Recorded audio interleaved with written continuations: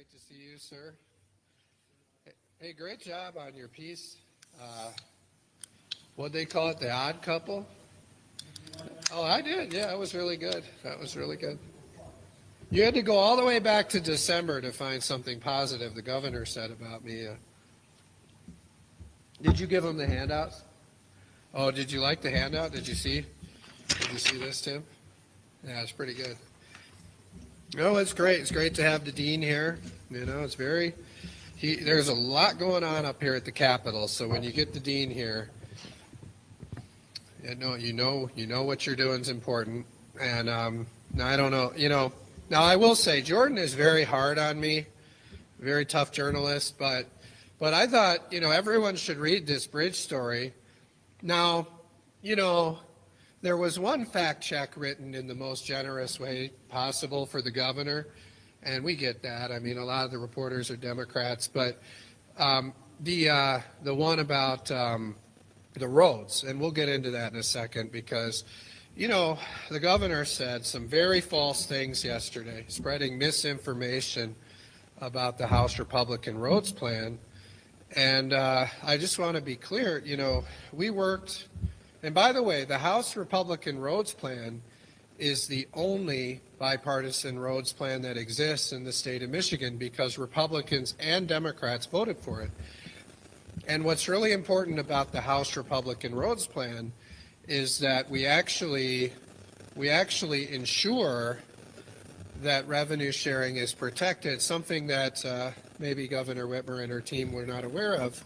But in the final version of the bill, we actually worked with our Democrat colleagues, and we came together and we funded revenue sharing. Not only that, but we also proposed a public safety trust fund, something that a lot of you covered.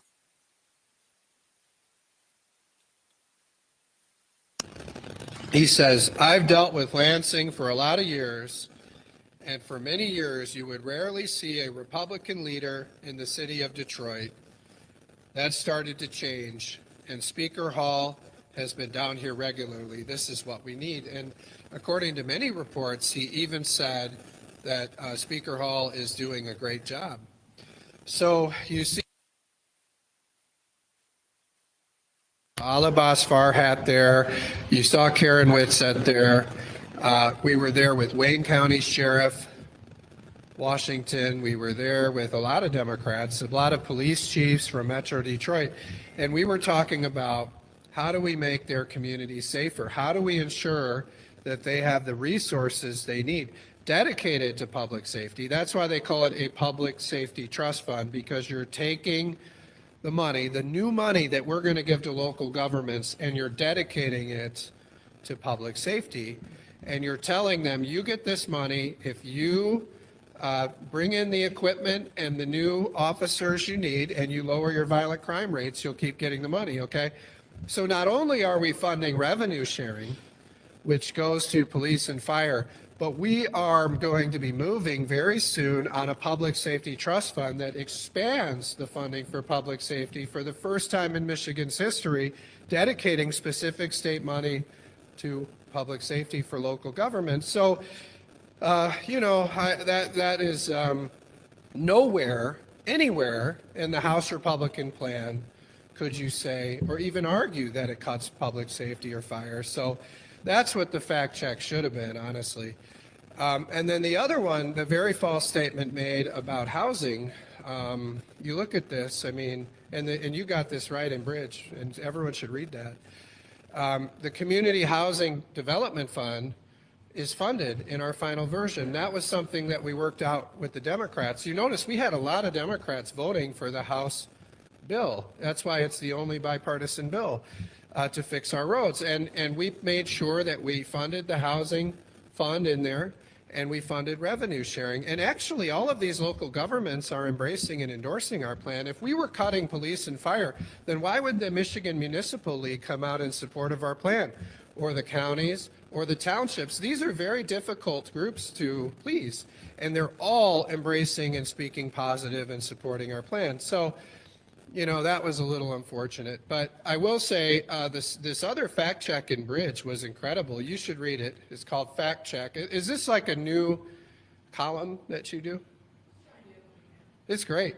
Well, this is the first story I've seen that lays out that there is an education plan moving.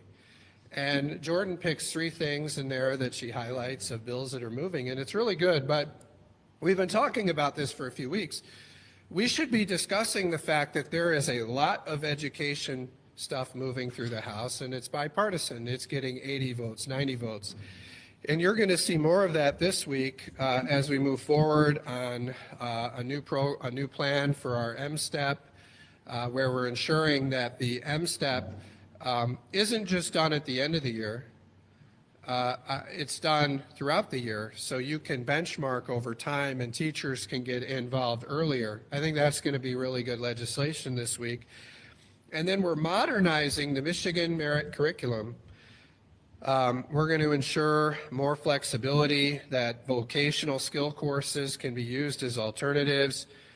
There's going to be more flexibility to fill these graduation requirements. Things like computer coding could be a foreign language, computer science could be a science class, construction math could fulfill the math requirements, accounting could fulfill the math requirements. Trade schools will count as dual enrollment. So what we're trying to do is we're trying to modernize the curriculum to focus on real life skills. This is very significant, and you see we're getting a lot of Democrats on these bills. We went through this at a prior press conference, and you see they handed this to you today. Do you guys, hopefully you guys all got this too. But I mean, as we look at this, going through this stuff, I mentioned the dual enrollment. That got 92 votes in the House. That's a big deal. You look through this, filling critical shortages in the classroom, got 96 votes in the House. Giving parents more information so that the website actually having a compare function on there so you could easily compare the schools and know how your school's performing. That got 86 votes. So remember when they did A through F, that was very controversial. It was like a party line thing. So we came up with a way, we said, how do we do the goal? The goal is to give parents more information about how their schools are performing and to do it in a way that is easy to use and easy to understand. And we figured out a way to do that that got 86 votes. So more people should be writing about this. You look at this, I'm looking through these things. We talked about waiving the state fees on teachers. That got 83 votes. That was something that was covered in the bridge story. 97 votes in the House for helping to put more money into the classroom by allowing school districts to consolidate more of these services, these administrative overhead services. Who would have thought we could get 97 votes for that? So there's a lot of really good things that we're doing, and you know, the reason we're doing it is because, you know, the math and reading scores are dropping. They're not going in the right direction. You even heard Governor Whitmer admit this in her State of the State when she talked about how the scores are going in the wrong direction, even though we're giving them more money than we've ever given them before. So we've got to do something different. And one of my favorite bills is the bill, and Jordan covered this, one of my very favorite bills is making phonics the standard, the academic standard for Michigan, but also ensuring that, you know, we have state recommended curriculums. You know, and I mentioned this, there's this website, Pinterest, and pretty much it's only being used now by teachers looking for curriculums. But also TikTok, you know, they're going on there, they're looking for curriculums. There's all kinds of places. There are thousands of curriculums in the state of Michigan. So wouldn't it be nice if we had a website where there were peer-reviewed curriculums, ones that work, ones that are proven, that are recommended, and then the schools can look at them and use the ones they want. I had some school groups in my office the other day, and I mentioned to the teachers, wouldn't you like it if there was this list? And they said, that would be so helpful. It's so hard going on Pinterest and all these other websites, TikTok, to find curriculums. And not all these school districts have their own curriculum directors. Only the really, really wealthy districts have their own curriculum directors. So if we can help them by doing a lot of that work for them, so the proven, peer-reviewed ones that work are on there, that's going to be a big deal. So appreciate you covering that, Jordan. So I just want to point out, there's some real solid education stuff going on here. And this is the bipartisan stuff. So, we didn't go at it and say, what would be the plan that Republicans 100% would support and Democrats would 0% support? We said education is a big problem. Everyone's admitting it. What are the things we can do now that are immediate that could get bipartisan support? And we've been moving on those things. And if that just moves the needle 20%, where, we're making a 20% improvement to education, well, that adds up over time. If you do these things over time where you're taking, little pieces to improve the system, that adds up. But to say, oh, we're just going to wait until one side or the other side gets 100%, we're going to have a lot of kids that are going to lose out on the opportunity to get a better education that applies to real life skills if we're waiting for that. We need to act now, and that's what House Republicans are doing. But I'll talk more about roads, and hopefully you guys see this. Governor Whitmer, and we're just trying to give you a review of what's going on, right? We haven't been together up here in 3 weeks, although some of you came to Detroit and saw me. I appreciate that. But, we haven't been here together for 3 weeks, so I just wanted to kind of give you a summary of what's been going on. So we mentioned what Mayor Duggan is saying about the House Republicans and me. We saw what President Trump is saying. He's saying, Matt Hall, the Speaker of the House from Michigan, he's been fantastic as the Speaker, and I appreciate it. Thank you very much, Matt. Great job. So we know what the President thinks about the work I'm doing and the House Republicans are doing. We know what Mayor Duggan thinks. But what does Gretchen Whitmer think? Well, she says, there's only 2 people who've had the guts and the brains to put a plan out. Frankly, it's Speaker Matt Hall and me. And we saw her yesterday at the Detroit Economic Club. Now I know she was spreading some misinformation there, but she also said some very truthful and positive things about me along the lines here about, how I've put a plan out there and the House Republicans are leading on roads. So we appreciate that. And then we all saw Governor Whitmer in the Oval Office. When asked if her and I get along, she says, yes, about 70% of the time. And so I take that as, she agrees with 70% of the things we're doing, which is pretty good. I would have thought, a typical Republican and Democrat and divided government, most people I think would expect if the number was 50%, that's pretty good. 50%, but no, she said 70%, right? But how could she come to a different conclusion when you see what we're doing? Our education plan, right? 80, 90 votes on every one of these bills. You saw what we did on sick leave and tip credit, right? Everything we're doing has broad bipartisan support, and that has left Whitmer to conclude, you know what, I agree with Matt Hall and the Republicans 70% of the time in the House. So that's sort of what we've been doing. I'll just talk a little bit about roads and then we'll take some questions. But on roads, and we talked about how Governor Whitmer said, I have the guts and the brains and I put a plan out. And you heard her yesterday at the Detroit Economic Club praise us for having a plan and putting it forward. Now, there are a few things I would say. Number one, I think she said that both of us have put high-level plans out there. I would dispute that. I think she's put a high-level plan out there, but we actually wrote up legislation and passed it through the House. So I wouldn't call that a high-level plan. I would say we actually put forward a very detailed plan in writing that went up for a vote and received broad bipartisan support. So I would actually distinguish between her plan, which is a high-level plan. It's kind of a menu of here's a whole bunch of like concepts that we could do. And our plan, which we actually put in writing and put up on a, these bills are very big. Do you know this? These bills are many, many pages, details, written. It's a very detailed plan when you put it in writing and put it up on the board. And there were quite a few bills. I mean, how many bills were there? There were probably 8 bills. There were a lot of bills. What? 9 bills. So 9 bills. That's not a high-level plan. That's a pretty detailed plan, honestly. And I was so proud of our House Republicans and Pat Outman who did it. And but you look at our plan, which was very detailed, and I hear, you know, Democrats who could. I just think the Democrats don't understand it. They're too busy. I don't know where they are. Where are they today? Where the Senate Democrats? Is the Senate in today?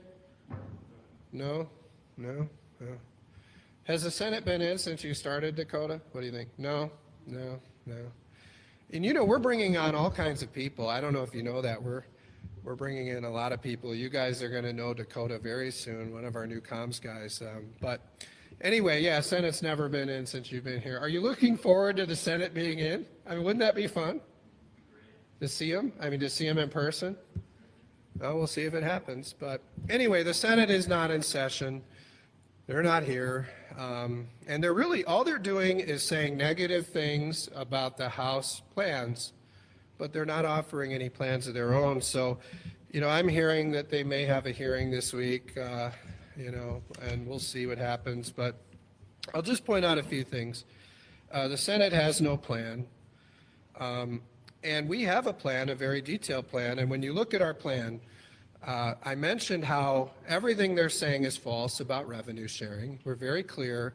Not only do we have revenue sharing in there, the Public Safety Trust Fund is in there, which actually shows we're committed to doing more for public safety and local public safety than has ever been done. You know, we talked about how we actually do make the investments in affordable housing. And we did that based on feedback of Republicans and Democrats before we put it up for a vote in the House. We talked about how all the local government groups are supporting our plan. Many Democrats, Mark Hackel, Warren Evans, many Democrats are supporting our plan. And then when you look at our plan, what we do is we prioritize roads over the big corporations. So what we're saying is instead of giving the big corporate giveaways to the 8 or 10 most connected corporations in Michigan, we can just fix our roads by treating everybody the same. Secondly, we're just going to stop the pork projects. We're not going to do the pork spending anymore.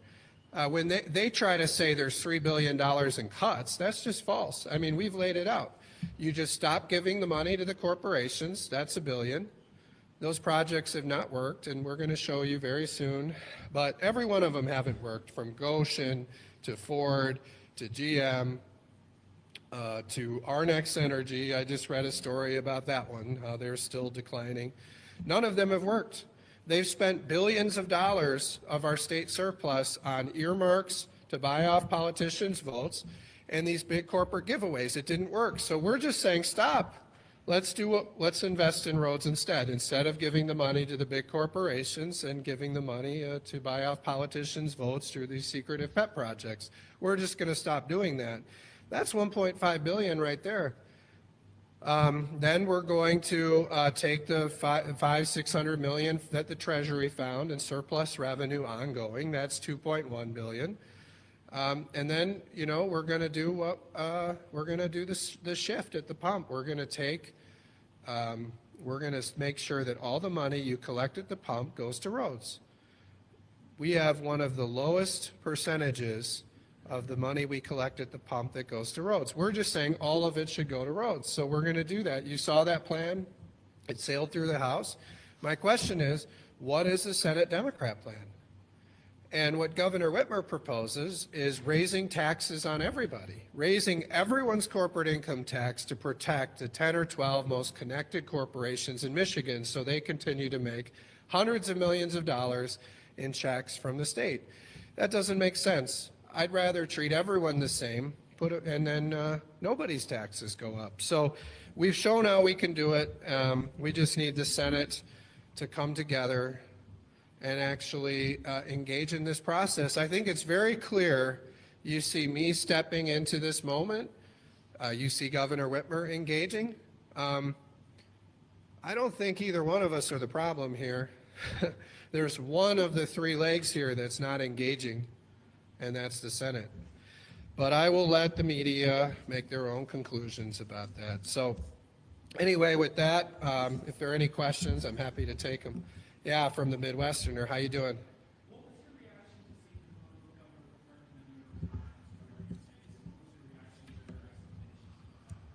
Yeah. And what was her explanation? Do you remember?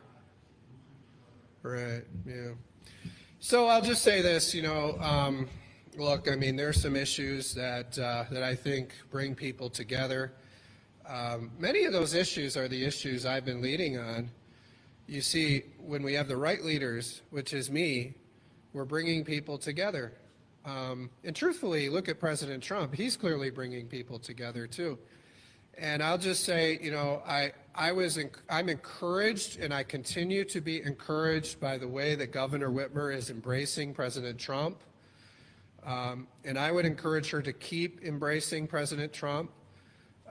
It's very smart. President Trump is very popular in Michigan, and he cares very much about our state. And so the more that Governor Whitmer embraces Trump, supports Trump, compliments Trump, and helps us implement a lot of President Trump's agenda, I think that's great. I mean, I'm going to be there 100% to support those efforts to engage with President Trump on behalf of the state of Michigan.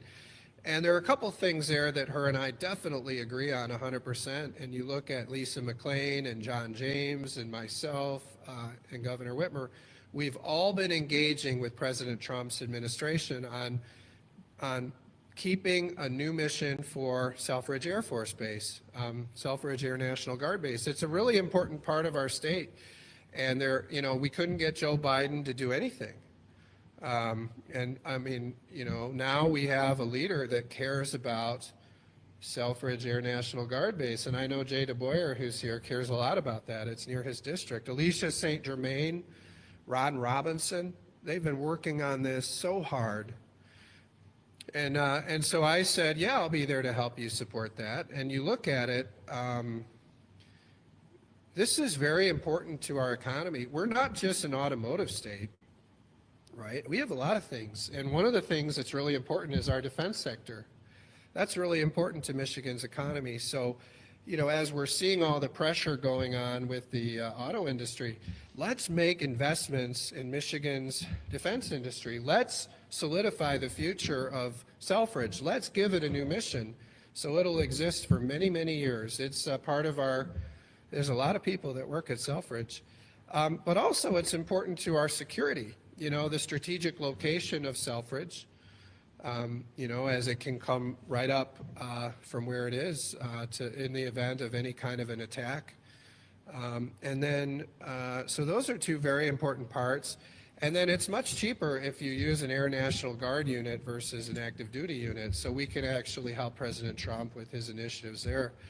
And then the Asian carp issue is really important. You look at that. We've been working on this for 15 years since I worked for Bill Schuette when he was Attorney General, and we couldn't get Obama to do anything about it. We couldn't get Biden to do anything about it. Now we have kind of an agreement in place where we're going to see this barrier finally get built, and you wonder, how slow do these fish move? I mean, it's like 15 years ago. If we don't do this now, the Asian carp are going to be here. They're going to destroy the Great Lakes. It's 15 years, and they're still not here. And so, but they're going to be here soon. And so we need to do something. We need to do something very quickly.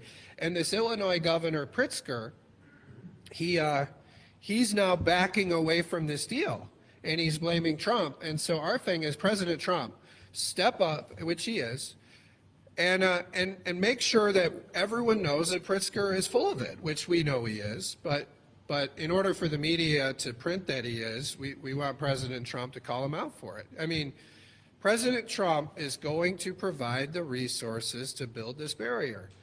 And we need him to just speak a little louder about that so we can call Pritzker out for his lie. He's trying to say that this money isn't going to come, and so he's pulling back on this thing. We need him to put up his money. The federal government will put up their money. We can count on President Trump. and the state is going to put up their money, and we're going to get this thing built. So I'll just say, you know, and what does Pritzker do? All he does is criticize Trump, and then he tries to blame Trump for why Illinois is backing away from this thing. These guys don't want to do it. That's the thing. Illinois doesn't want to do it, but don't blame President Trump for it. When we were in that meeting, you saw President Trump commit to two things. He committed to getting Selfridge done, and he said that he was going to invite us to the ribbon cutting. He'd be there. And you saw him make commitments about the Asian carp. So I was really positive on that, and my take on it was, you know, I was there to step into the moment, and you saw Governor Whitmer's reaction. I stepped in, I engaged, and I got the conversation started. I answered his questions, and we came back very successful. So I think we were all lucky I was there.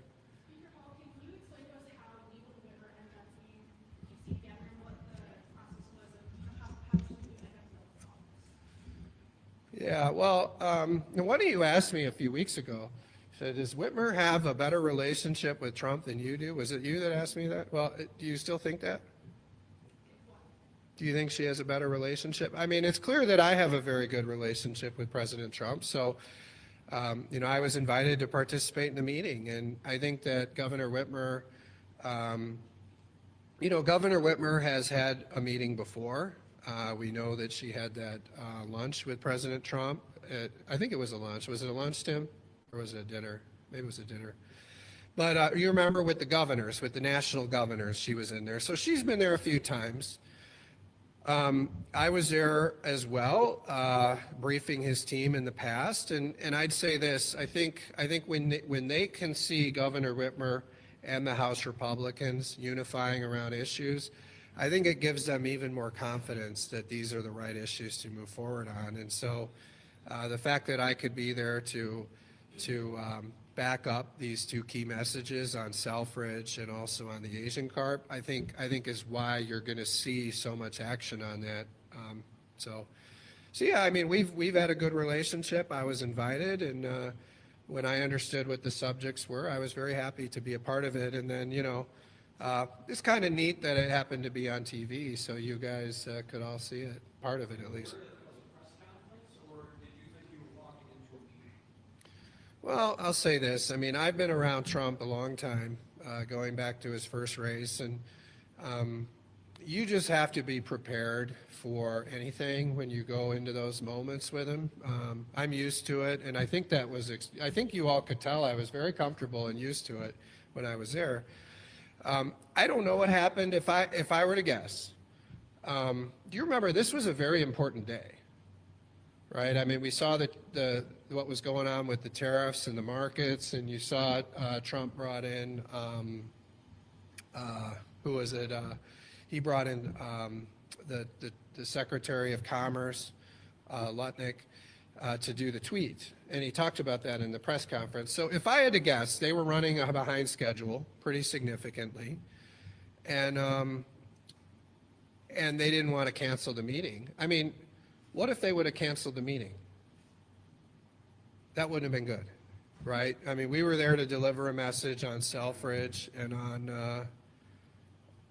the Asian carp. So I think the meeting just kind of got merged, honestly. So part of it was in the press conference and part of it was in private. But what I noticed right away when that meeting started is when Trump came out of that room, he was 100% briefed and up to speed on Asian carp and on Selfridge, and he brought them up, right? And so I know my team and Governor Whitmer's team had done a lot of work along with Alicia St. Germain, Ron Robinson, John James, and Lisa McClain, to ensure that Trump was briefed on those issues. He came out briefed on those issues, ready to talk. And so I took that as very encouraging. And the fact that we could get those public commitments, I think that's so much more valuable than what he says privately. So I saw it as very positive.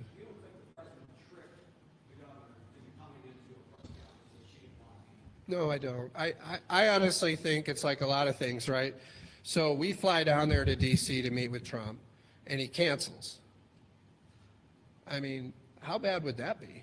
So I think they just were trying to make it all work with the schedule. That's what I think. And so you saw him engage on the issues. We got public commitments, and then there was private conversation too. And so I'm just grateful that, I mean, you think about everything that was going on that day and at that time, that myself and Governor Whitmer could get into that room and make our case for Michigan, and that President Trump made that happen. I think it says a lot about how much he cares about Michigan, and it also says a lot about the relationships that we have with his administration too.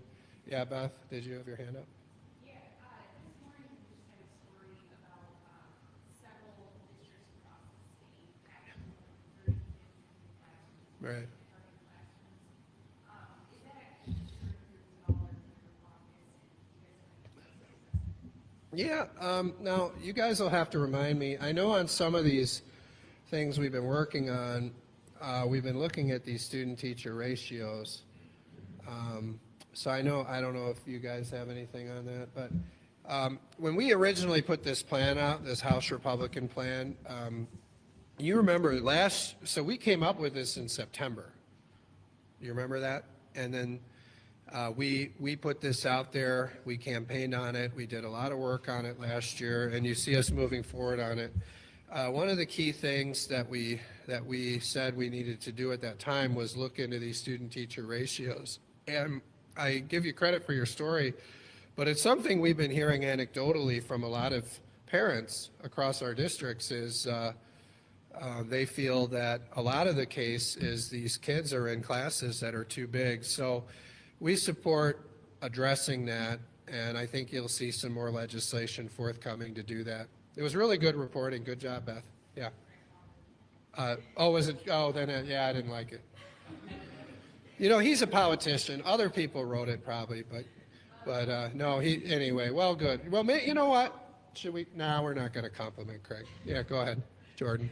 Earlier this morning, the House Oversight Committee okayed crafting a subpoena against the legislature to obtain elections-related training materials for clerks.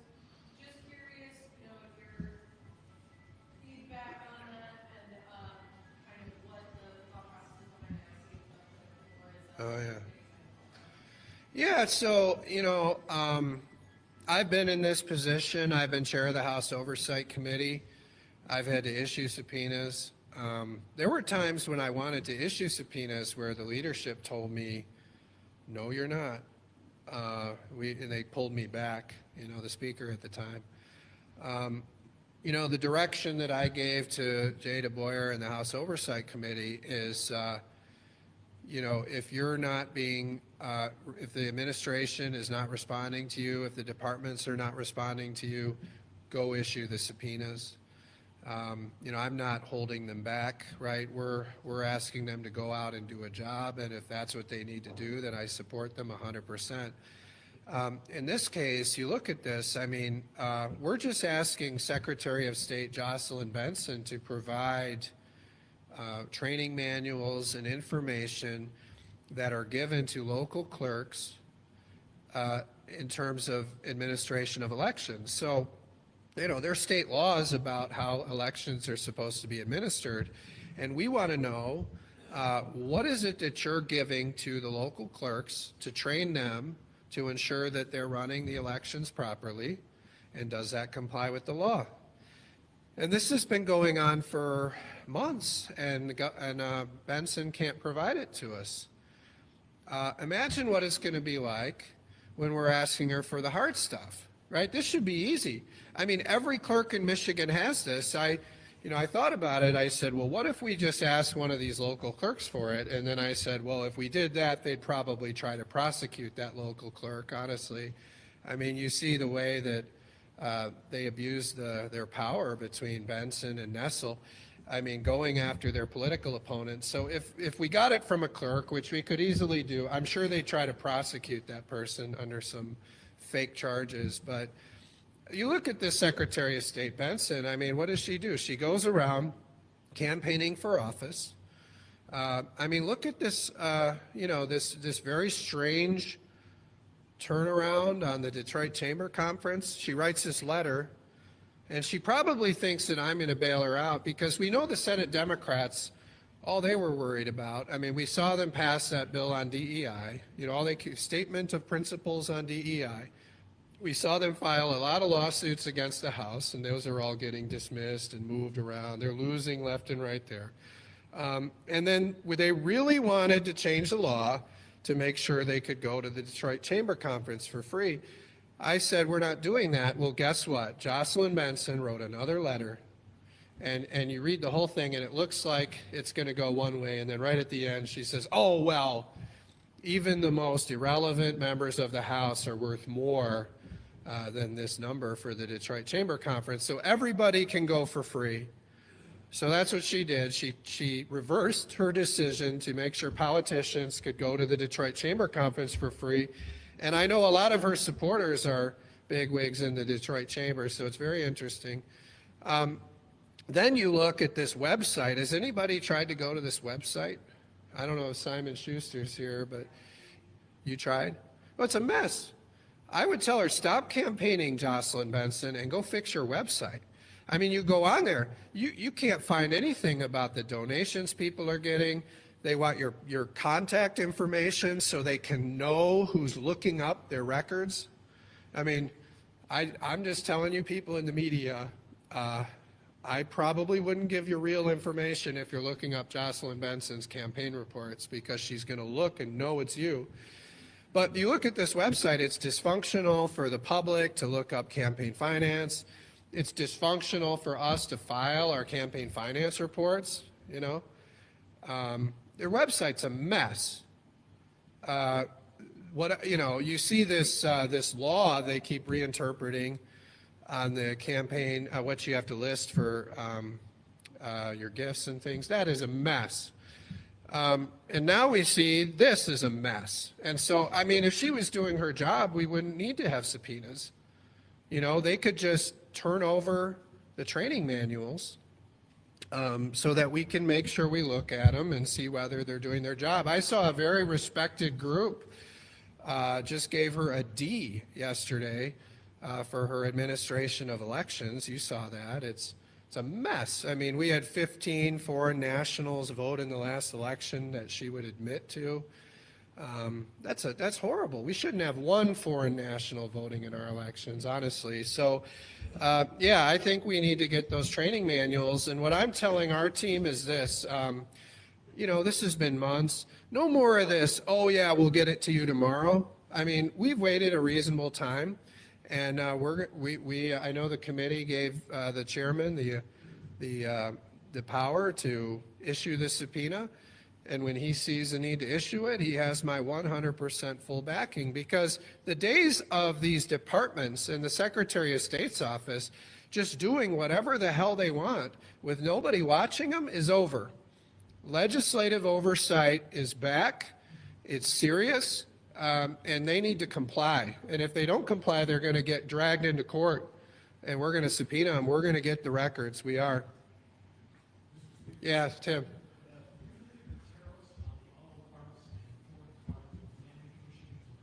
No.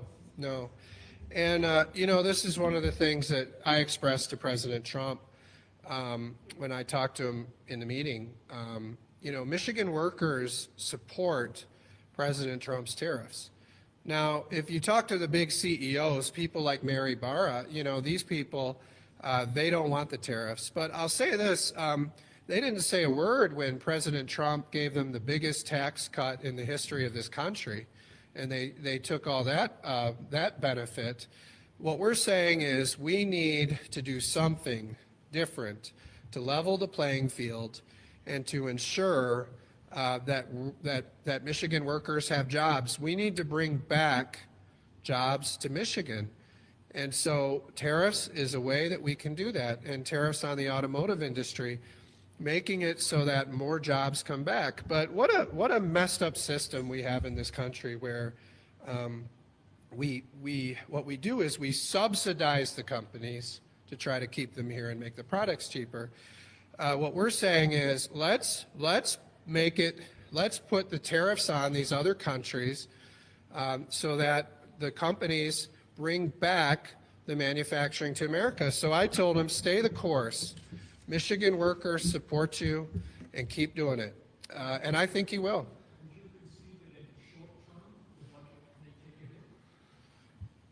Number one, I'll say when we're dealing with the budget, what we're doing is we're preparing for a budget that's smaller than last year. We've been doing that this whole time because we're going to fit the roads into that budget without raising taxes. And in order to do that, we're already preparing for a smaller budget than last year. I mean, under Whitmer, government has grown 43% since she became governor. You know, what we're saying is, if we could cut less than 1%. So when Darren Camilleri and all these radical left senators say, you know, $3 billion in cuts, that's bull crap. That's not true. I told you, I walked through the plan with you. I showed you how to do it.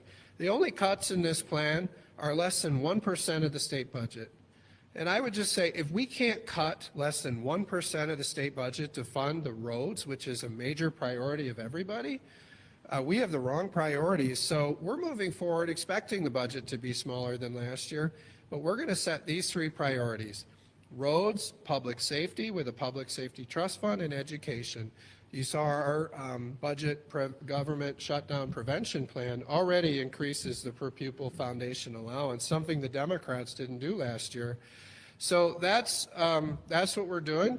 And then I'll just say this, look, there's a reason that no one other than President Trump has had the courage to try to reset what's been going on since NAFTA in the 90s, where you see jobs leaving Michigan and going to Canada and Mexico and China and many other places. And that's going to be tough in the short term, realigning that. And you see some of that happening. But in the long run, we are going to see major changes in terms of manufacturing plants and jobs being brought back to Michigan. And that's what it should be about, is Michigan workers having good paying jobs here in Michigan. And that's what President Trump is doing. And I said to him, thank you on behalf of the workers in Michigan, because when we talk to people in our districts, they get that and they support it. The CEOs don't get it, but the workers get it, and to stay the course. And I think he will. And we're all going to be better off because of it. Yeah. When we're talking about public safety, whether you're moving forward with that public safety trust fund, I had a conversation with someone that's responsible today that mentioned, she said, corrections officers and the shortage as well is behind that safety, public safety issue. I want to ask you, is there any motions, I know there was not that mentioned ongoing litigation, but is there any plans in the future of that in that going forward public safety issue as well? Yeah, and you know, Kathy Schmaltz, I mean, she has been a fierce advocate for our corrections workers. I mean, there's nobody who's a stronger voice for corrections workers than Kathy Schmaltz. I mean, I think it's probably the only thing, I mean, every day she's saying to me, how can we do more for the correction workers? So give her credit for that. And I believe that she has a bill up today that would include the corrections workers in committee. She had a bill up today that would ensure that the corrections workers are covered under some of these tax breaks that other people got. And so that's a really positive thing that Kathy's working on. I would just say, like, when it comes to the bills that Speaker Tate didn't present, the body spoke, right? I mean, we were doing a thorough legal review, and then Rochelle Smith put up a resolution. The body voted, and it wasn't just Republicans. I looked over and I saw many Democrats voting aye, that they believe that the only bills that we can present this term are ones that pass both chambers this term. And so we're going to do what the body asked us to do through resolution, which is to only present bills that have passed both chambers this term. And you see the Democrats, we have Steve Liedel, who's doing a great job, and just in every single court so far, you see the Senate Democrats losing, getting dismissed, getting sent to other courts. So, so far the courts agree that we should only present bills that were passed both chambers this term.